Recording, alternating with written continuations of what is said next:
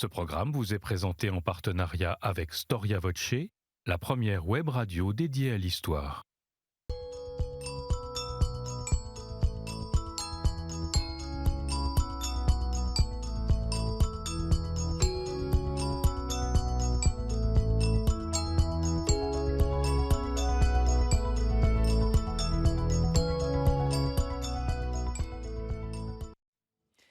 Chers téléspectateurs, chers auditeurs, bonjour à toutes et à tous et bienvenue sur notre plateau. Merci pour votre fidélité à votre émission Au risque de l'histoire. Alors, son nom est intimement lié à une des plus grandes abbayes de l'histoire du christianisme du XVIIe siècle. Son nom est surtout associé à un des mouvements religieux les plus importants de l'époque moderne, à savoir le jansénisme. Nous avons vu dans une ancienne émission ce qu'était le jansénisme. Je vous propose aujourd'hui de découvrir une de ses plus grandes figures, l'inspiratrice, sinon la muse de ce mouvement de la contre-réforme catholique. J'ai nommé Angélique Arnauld. Qui était celle qui fut à plusieurs reprises à la tête de l'abbaye de Port-Royal? En quoi peut-on la considérer comme une des plus grandes réformatrices de son temps? Quels seront ses opposants aussi, mais ses soutiens également? Qu'est-ce que le jansénisme, au fond, lui doit vraiment? C'est ce que nous allons voir aujourd'hui avec deux historiens, Agnès Valcke et Philippe Luet. Agnès Valcke, bonjour. Bonjour Christophe. Merci d'avoir répondu à notre invitation. Ce n'était pas la première fois qu'on vous reçoit à KTO TV. Vous êtes une historienne de la famille, une historienne du catholicisme. Vous venez de publier chez Talandier cette biographie Angélique Arnauld, dissidente et effectivement janséniste, un ouvrage qui se lit très très facilement. Philippe Luet, bonjour. J'ai oublié de dire, pardon, que vous étiez professeur des universités. Philippe Luet, bonjour. Bonjour. Vous êtes conservateur général du patrimoine, directeur du Musée national de Port-Royal des Champs, donc le centre du jansénisme depuis 2005, et vous avez écrit plusieurs ouvrages. Je vous ai demandé de rapporter cet ouvrage Port-Royal et le jansénisme, les religieuses face à l'absolutisme, un ouvrage paru chez Belin. Alors, je me tourne vers vous, Agnès Valcke. Peut-être avant de mieux voir qui était ce personnage, on va rafraîchir un peu la mémoire de nos téléspectateurs, de nos auditeurs. Dès les premières lignes de votre ouvrage, vous dites que le mot jansénisme n'est plus guère présent aujourd'hui dans les conversations. Comment définir assez simplement?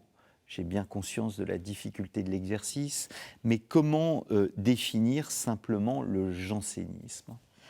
Alors moi je dirais que le jansénisme c'est une option de la réforme catholique et une option du mouvement dévot. C'est un mouvement qui s'est créé au fur et à mesure du XVIIe siècle et qui a surtout été très important au XVIIIe siècle parce qu'il a eu des grandes conséquences politique, et c'est une manière d'envisager la religion catholique qui est assez absolutiste, très rigoriste et qui se base sur les théories de Jansénus qu'il a défendues dans l'Augustinus, donc des théories sur la grâce. On va résumer comme ça. Maintenant, je ne sais pas ce qu'en pense Philippe, mais le grand Arnauld disait que le jansénisme, c'est le fantôme d'une hérésie. Donc, est-ce qu'il y a une véritable réalité du jansénisme? Je ne sais Oui, pas. parce que les jansénistes ne se qualifiaient pas de jansénistes. Mais non, et comme tous les mots en isme, de toute façon, qui sont un petit peu, je dirais, des mots valises. Et pour le coup, je vous rejoins tout à fait, Agnès. C'est-à-dire qu'on est au cœur de la pensée des votes. Dans ce cas-là de plus dur, c'est-à-dire c'est un héritage aussi de la Ligue. Ces catholiques qui La Ligue, pour pas. nos téléspectateurs. Alors la Ligue, c'est vraiment cette posture au moment des guerres de religion qui ne comprend pas et ne conçoit pas la rupture de l'unité à l'intérieur de l'Église du Royaume, dans une équation même où finalement le choix religieux est aussi un choix de fidélité au souverain. Donc on est déjà dans politique et religion. On est sur donc des dévots durs, et ce sont les dévots qui vont fournir les principaux soutiens. de Port-Royal. C'est sur cette base-là que finalement, on a des catholiques autour de Port-Royal, autour de la communauté religieuse et des théologiens de Port-Royal, qui ont un but important qui est retrouver l'unité de l'Église, donc combattre la réforme pied à pied sur le territoire. D'une certaine manière, on va trouver même une sorte de gémellité entre les gens de Port-Royal et les jésuites, parce que c'est vraiment le but, reconquérir cette unité. Mais cette unité, elle se fait à quel prix? Et elle va se faire à Port-Royal au prix d'une sorte de volonté affichée de rigueur. Alors, de rigueur avec un retour aux sources, mais comme les réformés l'ont fait eux-mêmes, retour à la pureté des sacrements, retour à une pratique rigoureuse de l'Eucharistie, retour à une observation stricte de la pénitence. Donc en ça, ils se positionnent effectivement comme des catholiques rigoristes et jouent d'une opposition réelle ou supposée par rapport aux jésuites. Taxer de laxisme, c'est un peu facile d'une certaine manière, mais parce qu'on est, je crois, sur le même terrain. On préfère Augustin à saint Thomas d'Aquin chez les jansénistes? Ah oui, tout à fait. Mais d'ailleurs, on préfère Augustin au XVIIe siècle, généralement. Chez les théologiens et dans l'Église. C'est une vraie redécouverte de saint Augustin qui passionne les consciences et qui va emmener tous ces théologiens à discourir et à débattre sur des pans de la grâce, comme l'avaient fait les réformés, et qui va entraîner des multiples querelles. Et moi, je dis toujours... à cette époque-là, les théologiens et notamment les docteurs de Sorbonne savaient de quoi ils parlaient, mais la plupart des prêtres, des religieuses et du public laïque n'avaient qu'une très vague idée de ce qui se passait et ce qu'était la grâce. Alors la grâce efficiente, la grâce définitive, enfin bref, toutes ces grâces qu'on peut décliner, et finalement, ce sont des querelles d'intellectuels qui s'amusent beaucoup à se quereller, mais qui ont finalement quand même, alors à la fois un très grand retentissement dans le public, parce que c'est très médiatisé, mais pas tellement de conséquences, si ce n'est, comme l'a bien dit Philippe, des conséquences en termes de morale et en termes de rigueur, une approche des sacrements beaucoup plus rigoriste, et une revivification du Concile de Trente, c'est-à-dire que Mère Angélique Arnauld, lorsqu'elle va s'emparer de son abbaye, va à un moment donné décider vraiment que le Concile de Trente doit être le terreau sur lequel elle appuie sa réforme, et donc elle va remettre son couvent en ordre de marche, comme le Concile de Trente avait demandé de le faire. Et c'est une des premières et un des premiers couvents en France à se réformer. C'est pour ça qu'elle est restée extrêmement célèbre dans la première partie du XVIIe siècle. Philippe, on peut dire que c'est un des mouvements, si ce n'est, je ne vais pas dire le mouvement le plus important de l'époque moderne au sein du catholicisme? C'est sans doute, oui, un des plus importants. C'est celui, en tout cas, qui marque le XVIIe et qui en fait une sorte de matrice au niveau histoire religieuse, avec, je dirais, une forme d'ambiguïté, parce qu'après tout, le jansénisme croise un certain nombre de choses, et notamment le gallicanisme. C'est-à-dire, finalement, une autre question qui fait débat dans l'Europe de l'époque, qui est la prééminence du pouvoir politique local sur le pouvoir romain, religieux romain. Ça donne l'anglicanisme. Le gallicanisme, c'est autre chose. On n'est pas encore dans une idée de rupture avec Rome, mais l'affirmation, on aura la même chose dans l'Empire, l'affirmation finalement que lorsqu'il y a une vraie question qui se pose sur le gouvernement global de l'État, est-ce que le souverain a le pas sur le magistère romain? Alors tout ça est imbriqué. Il me semblait important de rappeler ce contexte et la définition des termes. J'en viens à notre chère Angélique. L'affaire commence très mal, si je puis dire, pour elle, puisqu'elle est délaissée par sa mère. Elle est en revanche aimée de son grand-père. Quelles sont ses origines? Qui est cette famille Arnauld? Alors c'est une famille de robes. pleine ascension sociale. Alors, ils ont obtenu la noblesse à la fin du XVIe siècle, mais comme beaucoup d'autres familles qui sont des familles de judicature ou des familles de magistrats, là, en l'occurrence, ce sont des avocats, aussi bien d'ailleurs de la famille de son père que de la famille de sa mère, puisque son grand-père est un des grands avocats d'Henri IV, et il poursuivra même les jésuites, puisqu'il y a eu des tentatives d'assassinat d'Henri IV, et que les jésuites auraient été à l'origine de cela. Donc c'est une famille qui socialement a suivi Henri IV. C'est une famille intéressante parce qu'il y a une partie de la famille qui s'est convertie au protestantisme et qui est plutôt dans l'entourage de Sully, aux finances, et puis une partie dont est le père d'Angélique, qui a plutôt suivi le Henri IV qui s'est converti. Donc ils sont catholiques et ils travaillent à l'administration ou comme magistrats. Elle entre au couvent très jeune, elle a 8 ans, c'est classique de rentrer au couvent C'est à un 8 peu ans. tôt, hein. C'est un petit peu tôt. Et en même temps, on voit bien qu'il y a un enjeu de stratégie familiale, parce qu'on va bousculer toutes les règles canoniques de l'époque, tricher sur l'âge de la fillette pour qu'elle puisse avoir les titres en cours de Rome. Simplement parce que là, on a une opportunité. Alors, oui, c'est une famille intéressante parce qu'elle est biconfessionnelle, et que la branche catholique, ce sont des nouveaux catholiques, ce sont des convertis. Donc je pense que d'une certaine manière aussi pour la famille, que ce soit Marion ou Antoine le père, il y a à la fois le prix des services rendus qui est se faire attribuer pour ses filles, pour 2 de ses filles, des abbayes prestigieuses, et en même temps, me semble-t-il, une façon de montrer, de donner des gages à l'Église catholique de la parfaite conversion ou reconversion des membres de la famille. Et là, il y a l'opportunité d'une abbaye qui est assez proche de Paris, qui n'est pas forcément aussi flamboyante qu'elle le sera au XVIIe siècle.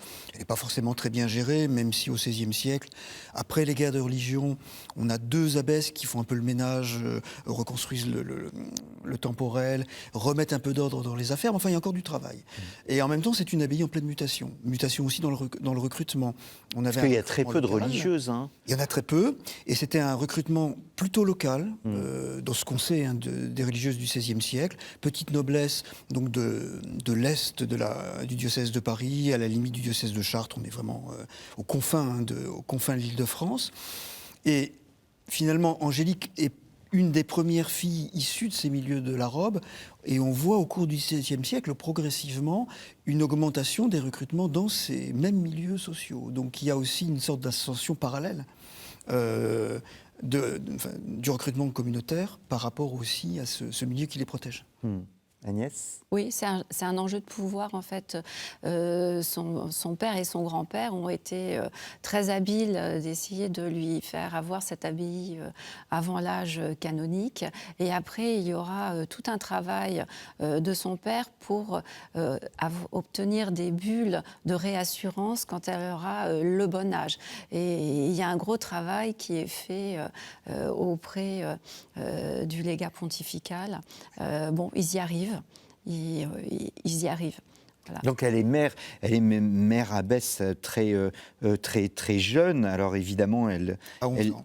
À 11 ans, mais c'est parce que la mère abbesse qui a accepté de passer son abbaye aux Arnaud meurt subitement.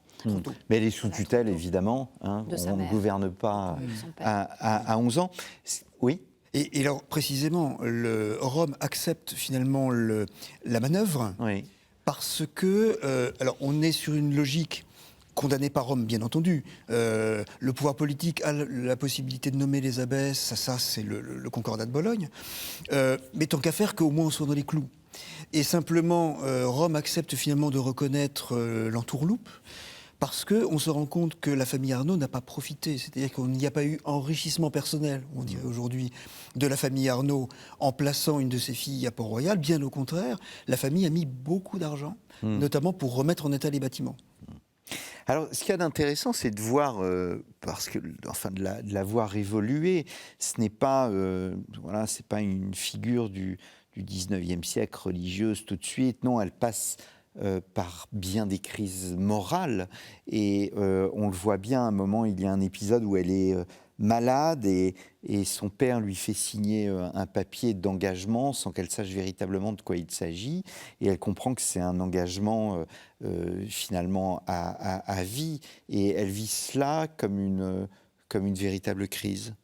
Alors, ce qui était assez fascinant, parce qu'elle a laissé une sorte de minuscule autobiographie, et puis elle en parle parfois dans ses lettres, c'est de voir que, bon, elle ne voulait pas du tout entrer au couvent. Hein. Elle a toujours dit qu'elle regrettait d'être la seconde des filles, puisque la première, on l'a mariée, et les filles, alors les Arnaud sont extrêmement prolifiques. Hein. Ils ont beaucoup d'enfants, donc des enfants vivants. Donc il faut arriver à les placer et à leur donner une condition.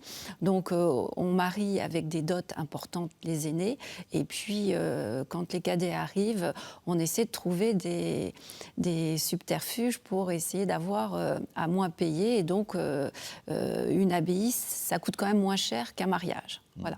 Donc, elle y va vraiment à reculons. Vraiment en reculons, au départ en comprenant pas très bien ce à quoi elle l'engage, et puis ça l'engage, et puis progressivement elle se rend compte que voilà, elle est absolument à vie confinée dans cette abbaye, et elle va faire tout pour en sortir, mais avec une conversion intérieure qui passe par une crise d'adolescence. Hein. Moi, je pense que c'est une crise d'adolescence comme une autre, où elle va d'abord essayer de tout envoyer promener, elle voudrait fuir, rejoindre peut-être ses tantes qui sont protestantes à La Rochelle, et qui ne manquent pas d'ailleurs de lui dire qu'elle se laisse faire et qu'elle a un autre caractère et qu'elle devrait peut-être ruer dans les brancards et se sortir du joug parental et de l'autorité parentale.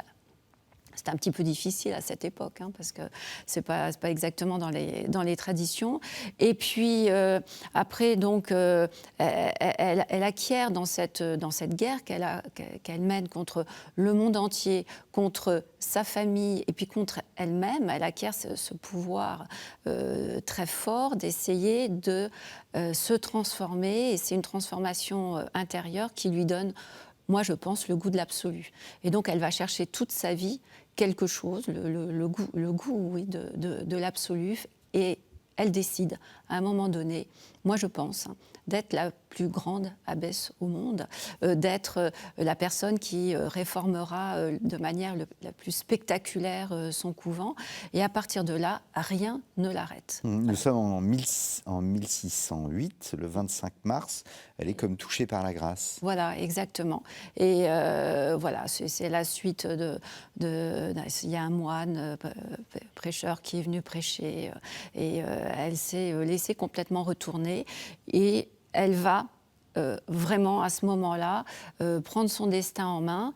Et la première chose qu'elle fait, c'est de restaurer la clôture par cette fameuse journée du guichet. Où elle interdit à ses parents de rentrer dans la clôture du monastère. Ses parents qui, comme Philippe l'a dit, restauraient le monastère et lui apportaient, enfin, avaient d'abord déjà beaucoup aidé pour la remise en ordre de ce monastère, beaucoup aidé financièrement, et puis aussi ils étaient venus aider de manière plus précise, et le père surtout, avec les procès que pouvaient avoir les religieuses contre des personnes qui étaient des fermiers, les beaux, etc. Et bien, Angélique leur dit non, maintenant c'est fini, vous resterez à l'extérieur du couvent, vous ne rentrerez plus. Et voilà, le père le prend très mal. Enfin, Ouais. La famille le prend quand même pas très bien. Je vais être un peu lyrique, c'est un tournant à la fois personnel, c'est un tournant pour la vie de l'abbaye. Est-ce que c'est un tournant pour le monde monastique occidental, cette journée du guichet ? Je crois que c'est une journée symbolique, plus qu'autre chose. Parce qu'en fait... Est-ce qu'on en parle dans les journaux ? Ben non.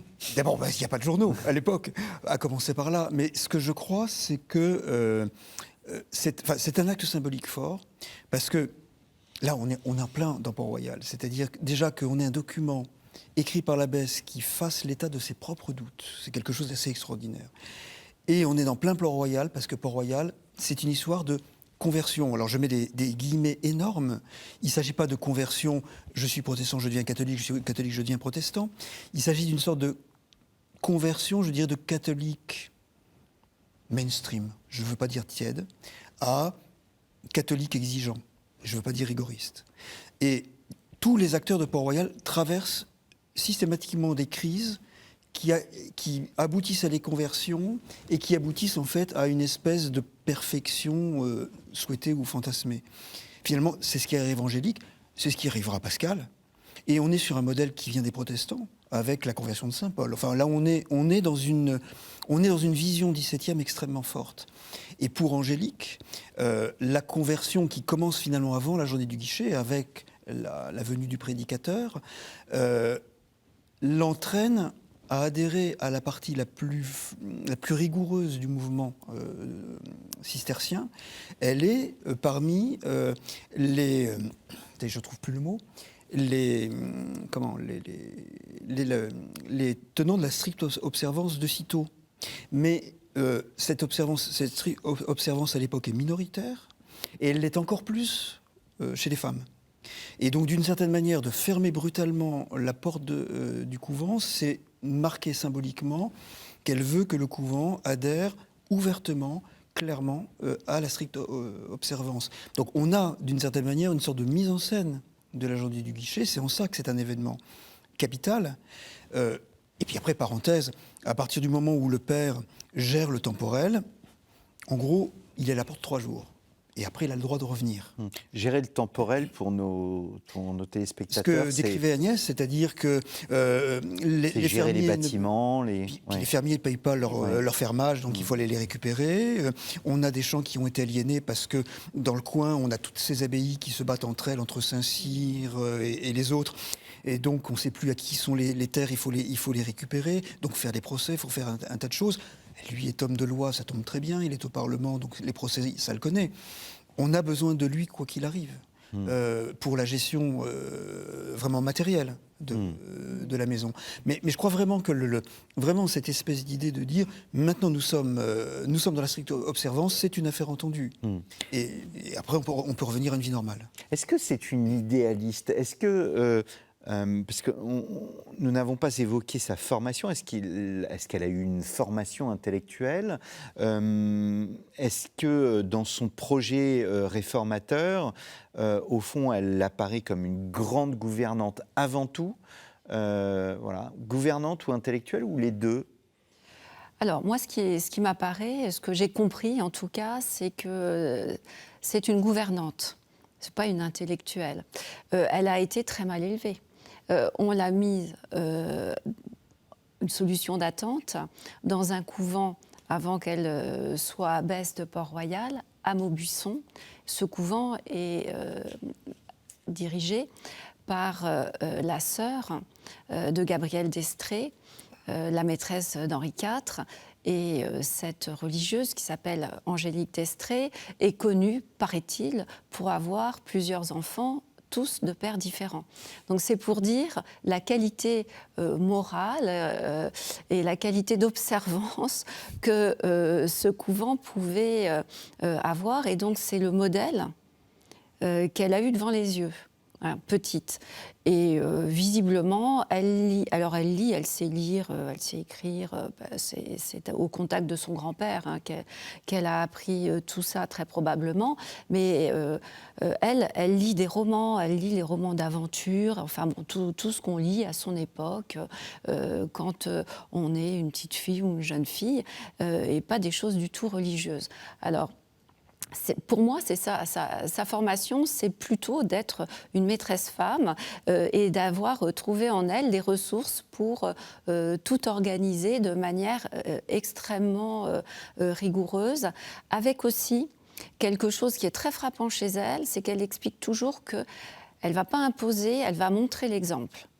Et bon, la clôture, c'est aussi ça. Je montre l'exemple. J'interdis à ma famille de ne pas rentrer. Donc, les autres religieuses seront priées de faire la même chose, même si elle leur impose, mais elle a commencé par sa propre famille. Et tout est comme ça. Elle va demander des règles en matière d'alimentation beaucoup plus rigoureuses, mais elle commence par se les appliquer à elle-même, et ensuite elle explique à ses religieuses qu'elle l'a fait, donc elles peuvent le faire. Et tout est comme ça. Et là, vraiment, il y a une espèce de pédagogie par l'exemple qui restera chez elle quelque chose de vrai jusqu'à la fin de sa vie. Mais c'est là où il y a... Oui, je vous en prie. Il y a quand même les jésuites qui interviennent et qui sont ses formateurs. Oui, Et là, elle reçoit vrai. malgré tout une formation aussi qui lui permet d'avoir une connaissance au moins minimum de la chose théologique pour aussi avoir la direction spirituelle de la maison. On n'imagine pas que ça puisse se passer autrement. Et je pense c'est peut-être aussi une forme d'autodidacte, c'est-à-dire qu'elle est formée à minima, finalement, ce qu'on va attendre d'une abbesse et d'une responsable de communauté. Elle a ses curiosités personnelles, elle lit, effectivement, et du coup, on arrive au milieu de son abbatiat, et puis à un moment où elle n'est plus abbesse, à un exemple qui est unique au XVIIe siècle. Elle assure la direction spirituelle de Louise de Gonzague, la future reine de Pologne. Donc c'est un exemple rarissime où c'est une femme qui fait la direction spirituelle d'une autre femme. Et très franchement, il y en a très peu au XVIIe siècle. Ce qui peut laisser supposer que cette formation qu'elle a complétée elle-même de manière quasi autodidacte lui donne les moyens de pouvoir elle-même prendre le relais, et prendre le relais sur les hommes, ce qui est quand même quelque chose d'assez extraordinaire. Ça montre ce caractère extraordinaire volontaire, et aussi bien cette volonté de faire qui a séduit Agnès, et on le voit très bien dans le livre, mais aussi cette volonté à aller plus loin pour elle-même, d'une certaine manière, dans la connaissance religieuse et dans ce qu'elle va étudier. Ce qui peut justifier aussi le titre de l'ouvrage, c'est-à-dire que du coup, on ne sera pas surpris qu'elle puisse elle-même, alors que ce n'est pas forcément son rôle, lire Jansénius ou pouvoir participer. Elle ne le fera pas, elle est suffisamment prudente pour ça, mais elle pourrait très bien participer au débat sur la question de la grâce. Elle dit qu'elle ne le fait pas. Elle ne veut pas. Dans ses lettres, on ne sait pas ce qu'elle disait. Vraiment. Mais disait quand ses frères ou ses sœurs venaient lui rendre visite. C'est-à-dire que voilà, il y a un secret qui est le secret du parloir, et on ne sait pas, et on ne sait pas non plus quelle est la teneur des échanges avec ses confesseurs et ses directeurs spirituels, qui sont, et vous l'avez dit très justement, et c'est un paradoxe, des jésuites. Je voudrais revenir quand même sur cette pédagogie, parce que au fond, aujourd'hui, on parle beaucoup de réformes dans l'Église, etc. Et finalement, on voit que cette personne, à son humble niveau, la première réforme, c'était au fond une réforme personnelle. C'est une réforme par l'exemple. C'est ça son projet. Vous évoquiez le terme de gouvernante. Au-delà, voilà, est-ce qu'elle avait un charisme particulier pour emporter son couvent et faire en sorte qu'il soit mieux demain qu'hier, en fait? Le charisme de Mère Angélique Arnauld, tout le monde le dit que finalement, au cours des années, elle s'est tellement affirmée, parce qu'elle s'est vraiment affirmée dans beaucoup de points.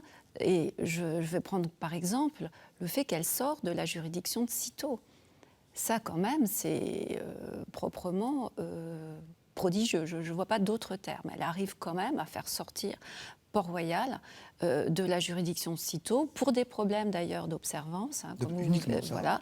Parce qu'il y a un moment donné, un supérieur qui n'est plus d'accord du tout avec ses projets de réforme, et donc voilà, elle préfère prendre ses religieuses quasiment sous le bras et s'en aller, parce que ça ne lui convient plus. Donc elle est arrivée quand même là à avoir une autorité qui pèse même dans l'Église, puisque finalement l'archevêque, le roi, enfin bref, tout le monde accepte cela. Il y a autre chose, il y a le fait qu'elle démissionne. Alors ça aussi, je trouve quand même c'est assez incroyable, parce que ses parents lui ont acheté cette charge, et elle va la remettre pour repasser à l'élection de l'abbesse. Bon, elle sera réélue de manière assez régulière et elle reste de toute façon à la tête de Port-Royal. Alors, vous me direz, c'est peut-être un petit peu un effet d'accroche, mais c'est quand même, je pense, au fond d'elle-même, cette volonté de réforme d'abord personnelle. Elle cherche vraiment son salut et son salut passe par cette réforme. Elle estime toujours qu'elle est trop tiède, qu'elle ne va jamais au bout des choses. C'est vraiment une jusqu'au-boutiste. Hein. Elle est au-delà de la dévotion. Elle est je sais pas, super dévote. Enfin, elle était assez extraordinaire comme cela.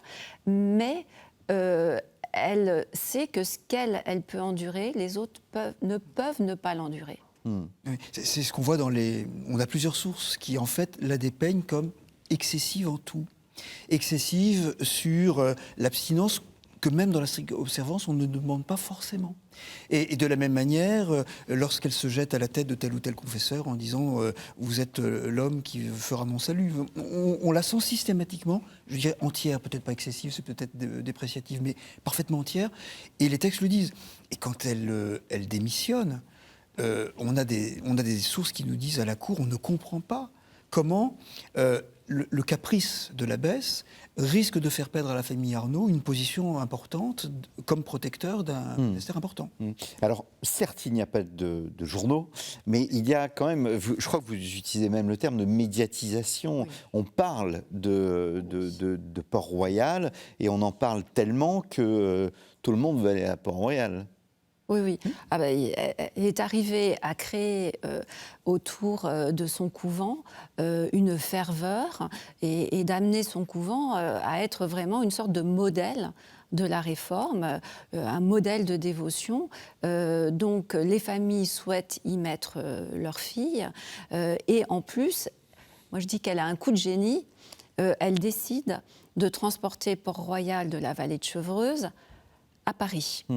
Aidée par sa famille. Alors c'est un coup de génie parce qu'elle se rapproche réellement du pouvoir. En plus, elle s'installe juste en face du Val-de-Grâce. Donc on peut pas faire plus proche religieusement la proximité royale.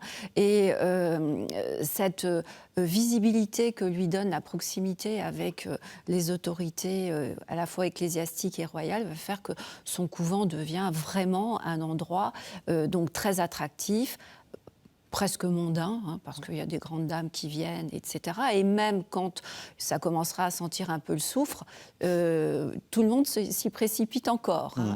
Voilà. Est-ce que Port-Royal fait des petits ? Est-ce qu'il y a d'autres couvents qui veulent prendre l'exemple de Port-Royal ?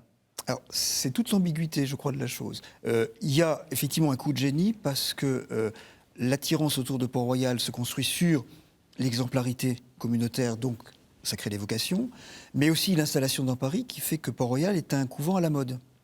On pourrait s'attendre effectivement à ce que du coup l'exemple se répande et se propage. Alors, Mère Angélique est chargée de faire le ménage, notamment à Maubuisson. On envoie Mère Agnès au Lys. Donc, c'est-à-dire, on demande à ces religieuses d'aller porter l'exemple dans d'autres communautés, mais on est quand même dans la crise profonde de Cîteaux, donc ça ne marche pas. Et dans Paris, c'est un peu le problème, c'est-à-dire que l'archevêque, le premier archevêque de Paris, avant c'est pas un archevêché, dit d'accord, on veut bien accepter encore Port-Royal, mais il y a trop de fondations, il y a trop de couvents dans Paris. En fait, on est dans un espace saturé de nouvelles congrégations. Et Port-Royal est une nouvelle congrégation, au même titre que le Carmel, qui est installé à 500 mètres de là, au même titre que l'Oratoire, au même titre que la Visitation, c'est-à-dire que là, on a un foisonnement absolument étonnant à Paris, de nouvelles congrégations et de nouveaux ordres. Et Port-Royal en fait partie. Et dans cette guerre, alors médiatique, mais par des moyens qui ne sont pas forcément les journaux, disons, il y a des luttes d'influence ou des luttes entre ces différentes communautés pour attirer le public, et notamment le public aristocratique urbain, qui sont ceux qui fréquentent les sermons, et ce sont ceux qui seront les protecteurs et les financeurs potentiels pour rénover ou décorer les églises, pour agrandir les couvents, etc., etc. Donc il y a un vrai jeu social, en fait, de ces différentes communautés, le prestige de prédicateurs qui attireront le dimanche l'aristocratie au grand prêche, et le rayonnement des communautés qui attirera les dons et les protecteurs. Oui, mais ce que je voulais ajouter, c'est qu'il y a aussi une temporalité. La vie d'Angélique a beau être longue, ça n'est quand même qu'une vie. Et quand elle arrive à Paris, il faut tout construire. Il y a juste, il faut même construire l'église, la chapelle. Donc, elle va d'abord mettre toute son énergie, puis il faut trouver des fonds. Il faut trouver de l'argent pour essayer de développer son propre couvent. Donc voilà aussi peut-être pourquoi elle n'essaime pas, mais c'est même pas son objectif. Son objectif, c'est vraiment d'élever et de diriger une communauté qui réponde à l'exigence qu'elle a au fond d'elle-même. Pour construire Port-Royal de Paris, c'est 20 ans de surendettement. Et je dis 20 bien ans de surendettement. Oui. Et d'une certaine manière, Port-Royal aurait pu s'aimer, mais c'est au début de la crise janséniste. C'est-à-dire qu'au moment où on fait le plein, disons que les autorités religieuses disent on ne courra pas le risque, finalement, de diffuser cette pensée qui viendrait de Port-Royal en créant des filiales. Alors, il y a un personnage qu'on n'a pas encore cité, c'est Jean du Verger de Oran, abbé de Saint-Cyran. Angélique le rencontre vers 1630, si mes souvenirs sont bons. Qui est cet abbé et en quoi cette rencontre est déterminante? Elle constitue une sorte une rencontre déterminante de la vie d'Angélique. Alors, Angélique, comme on l'a dit, cherche des directeurs de conscience et elle passe un petit peu de l'un à l'autre, mais aussi parce que les circonstances sont telles. Elle s'est beaucoup rapprochée de François de Sales, mais François de Sales est mort brutalement, et donc elle n'a plus personne vers qui aller, et elle ne trouve personne avant de rencontrer Saint-Cyran, qui est un théologien, qui est l'ami de Jansénus, puisqu'ils ont fait des études de théologie ensemble. Et Saint-Cyran... Voilà, elle le rencontre. Elle est au départ pas forcément très attirée par ce qu'il lui dit. Et puis elle n'a personne vers qui aller.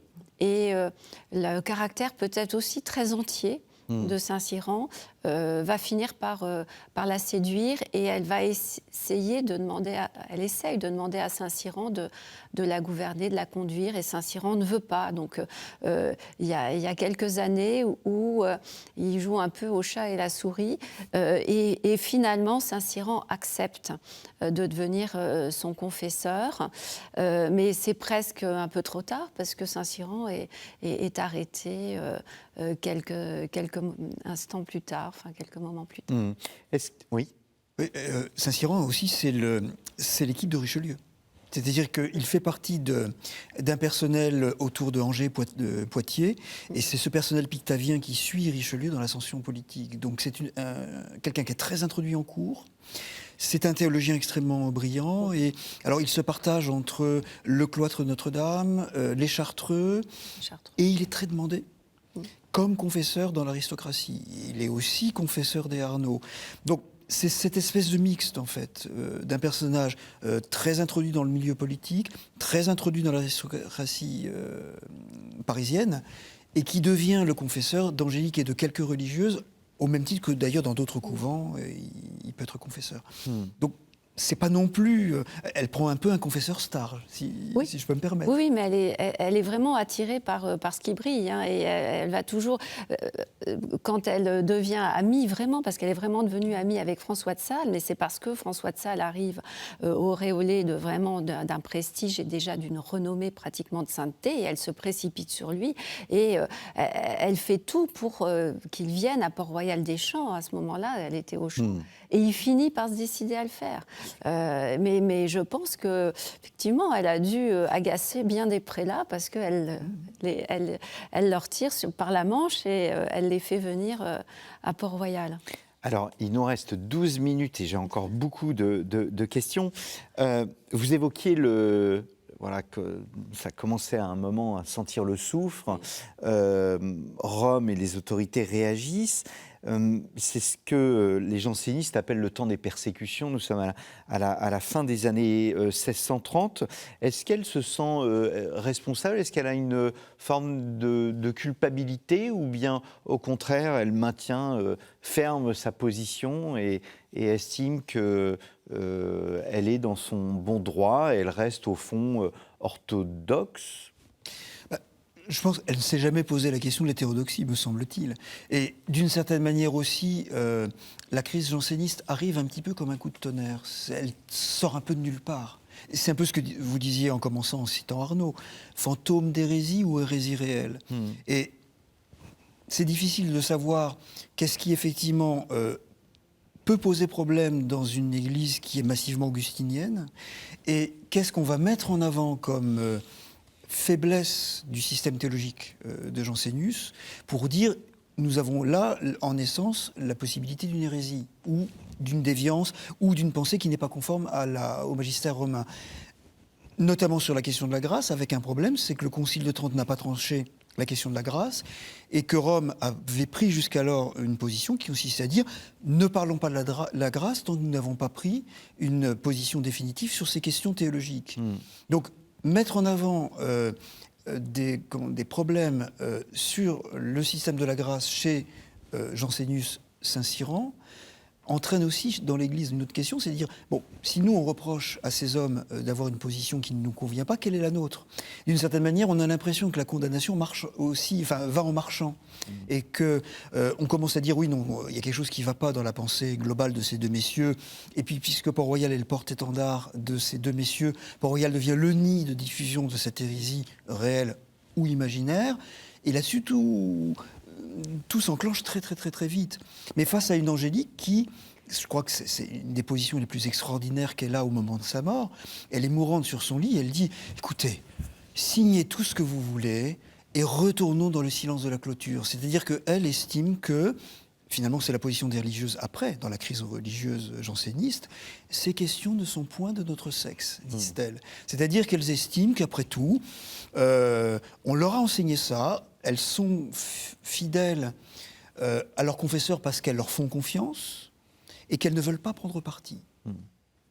Agnès. Oui, moi je pense que c'est Angélique est pas janséniste, elle est fidèle à Saint-Cyran. Et c'est vraiment la fidélité à un directeur de conscience, plus qu'à une théologie particulière, qu'il faut bien dire quand même, une théologie un petit peu, comment on va dire, marginale, parce qu'il ne se déporte du catholicisme que sur la grâce, et encore c'est un point bien particulier et bien compliqué à comprendre, et compliqué à comprendre pour des personnes du XXIe siècle, vraiment. Du XVIIe aussi, sans doute. Et doute. du XVIIe aussi, sans doute. Voilà. Donc, c'est plus par fidélité à cet homme qu'elle trouve extraordinaire, et que Richelieu se met tout d'un coup à persécuter, voilà, parce que il estime qu'il est ami de Jansen. Jansen a condamné la politique extérieure de Richelieu, qui s'est en faveur des protestants, aux protestants, contre la couronne d'Espagne. Et voilà, donc c'est là que ça souffre. En fait, ce n'est pas du tout sur une question religieuse, c'est vraiment sur une question politique. Voilà, on est au cœur de la chose, c'est-à-dire que finalement, le crime de lèse-majesté est un crime de haute trahison, parce que affaiblir le royaume au moment où on rentre en guerre contre l'Espagne, c'est quand même problématique. Puis Saint-Cyran a pris position contre le mariage de Gaston, enfin bon, tout ça. Disons qu'il s'est mêlé de politique à un moment où il aurait mieux fait de ne se mêler que de religion. Et d'une certaine manière, l'arrestation de Saint-Cyran est plutôt politique, et que finalement, puisque c'est un homme d'église, on a une sorte de facilité à essayer de l'acculer sur des points de doctrine. Voilà. Et puis après, les jésuites trouvent que là, il y a une manière d'essayer de se rapprocher du roi, d'être encore plus puissant auprès du roi. Et c'est finalement les jésuites qui vont lancer l'offensive à travers les théologiens et parisiens de la Sorbonne en disant, voilà, il faut attaquer sur le fond théologique de la pensée de Saint-Cyran, ce que finalement Richelieu... voilà, il était un petit peu tiède pour faire cela. Et puis, ce combat a été repris après par Mazarin, tiède aussi. Hein, il essaie de ne pas aller trop loin, mais arrive la Fronde et là, les cartes se rebattent différemment à nouveau.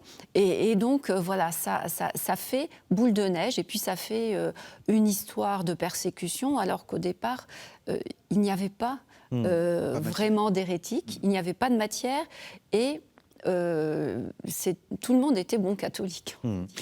Alors, elle meurt, parce qu'il nous reste que 6 minutes, elle meurt en 1661. Est-ce qu'elle est considérée comme une sainte? Est-ce qu'au fond, sa réputation l'aura protégée? Et enfin, surtout, est-ce qu'il y a un héritage d'Angélique? Alors, il se trouve qu'elle-même disait aux religieuses dans les années 1650, « Surtout, je ne veux pas que vous me fassiez sainte ». Donc, c'est-à-dire qu'elle a conscience que comme elle est une autorité morale dans la communauté, le risque est que finalement elle devienne une sorte de figure de sainte ou de sainteté. Et de fait, si on regarde quels sont les grands saints élevés au rang de sainteté par Rome au XVIIe et au XVIIIe siècle, elle en a toutes les caractéristiques. Ça va même très loin puisque les port-royalistes, je ne veux pas dire jansénistes, ou disons jansénistes si vous voulez, ont même constitué un dossier d'introduction en canonisation d'Angélique, qui existe, qui n'a jamais été déposé. Donc, d'une certaine manière, elle en a les caractéristiques, elle est fondatrice d'ordre à sa manière. Elle est exemplaire, elle pouvait, comme Jeanne de Chantal ou une autre, elle pouvait rejoindre le Panthéon des Saints. Est-ce qu'elle peut être comparée? Parce que c'est vrai qu'on a une vision du monde monastique avec son essor franciscain, l'essor dominicain. Au fond, à l'époque moderne, il y a aussi, je dois faire une émission avec Jean-Marie Le Gall, si je ne me trompe pas, et il y a un de ses livres où il montre les réformes au sein du monde monastique. Il y a aussi des réformes à l'époque moderne, et Angélique est le meilleur exemple. Et le meilleur exemple. Et vous voyez, tous les saints élevés à Rome sont tous dans la même position qu'elle. Et généralement, les fondateurs d'ordre deviennent les saints, puisque ce sont eux qui deviennent les références dans le long terme, lorsque ces ordres se pérennisent. C'est en ça qu'Angélique aurait pu être sainte. Et c'est la question janséniste qui rend impossible toute forme d'introduction de procès en canonisation. Mais pour nous, d'une certaine manière, indépendamment, si on dézoome et qu'on sort du conflit janséniste, c'est bien une figure exemplaire du catholicisme français et européen, sans aucune hésitation. Oui, d'ailleurs, les jansénistes ont cherché au XVIIIe siècle à la canoniser. Enfin, pas à la canoniser en demandant à Rome, mais elle a été véritablement une sorte de figure tutélaire dont se sont emparées sa nièce qui lui succédera, Jacqueline Pascal, la petite sœur de Blaise Pascal, qui est rentrée au couvent grâce à la mère Angélique. Et donc, toutes ces femmes, moi j'appelle des femmes de la seconde génération, qui viennent après cette première génération qui était janséniste, qui faisait du jansénisme sans le savoir, un peu comme Monsieur Jourdain qui fait la prose sans le savoir, se sont emparés de ces figures pour essayer de dire que en fait ce mouvement qui devenait là au XVIIIe siècle un mouvement beaucoup plus religieux et un mouvement qui sera encore aussi et toujours un mouvement politique, pour montrer qu'il avait des fondements qui étaient des fondements vraiment remarquables. Et donc, je dirais, la figure d'Angélique, elle a plutôt été comprise comme protégeant ceux qui viendraient après elle. Et c'est d'ailleurs, quand elle est morte, vous le rappeliez, on l'a fait revenir de Port-Royal-des-Champs à l'abbaye de Paris, puisque ça a été au printemps 1661 que première persécution réellement a trouvé à s'exprimer, puisque il fallait demander aux religieuses de signer le formulaire, et à ce moment-là, on a interdit à Port-Royal de recevoir de nouvelles religieuses, et on a chassé les petites pensionnaires qui y étaient. Et donc on fait revenir Angélique à Paris pour qu'elle serve comme protectrice, puisque tout le monde à ce moment-là a pensé que sa figure était tellement considérable et que sa renommée était telle que le pouvoir royal n'allait tout de même pas être trop virulent contre les religieuses à Paris, parce qu'elles étaient dans les murs. Donc avec sa mort, c'est la fin d'une époque, c'est l'entrée dans une nouvelle époque qui, elle, verra la persécution des jansénistes. Oui, alors, persécution, bien sûr, avec guillemets, mais effectivement, 61, c'est le début des pressions qu'ont sur la communauté, et la génération suivante est une génération qui se pose sur la défensive, en se recommandant de l'héritage de la fondatrice, mais on est effectivement dans cette logique de l'encerclement, de la persécution, puisqu'elles utilisent le mot, de la défense, elles savent se défendre, et puis finalement d'une lente agonie jusqu'à la fin du XVIIe siècle. Eh bien, merci à tous les deux d'être venus sur notre plateau. Angélique Arnaud, dissidente et janséniste, un ouvrage paru aux éditions Talendier, dont vous êtes l'auteur, Agnès Valk, et Philippe Luet, Port-Royal et le jansénisme, les religieuses face à l'absolutisme, parce que la date de 1661, elle n'est pas anodine, c'est le début du pouvoir personnel de Louis XIV. Un ouvrage paru chez Belin. Merci encore à tous les deux. N'hésitez pas, nous avons évoqué, je crois avoir reçu Olivier Endurant, et j'ai oublié son nom, je vous prie de m'en excuser. Étienne Murger. Voilà. À propos du jansénisme, nous avons défini ce qu'était le jansénisme. Donc, n'hésitez pas à écouter cette émission si vous ne l'avez pas fait jusqu'à présent. Et n'hésitez pas aussi à vous rendre chez notre partenaire storiavoce.com, où vous retrouverez plus de 700 émissions exclusivement consacrées à l'histoire. Il me reste à vous remercier, à remercier toute l'équipe. Et je vous donne rendez-vous dans 2 semaines pour un nouveau numéro de Risque de l'Histoire.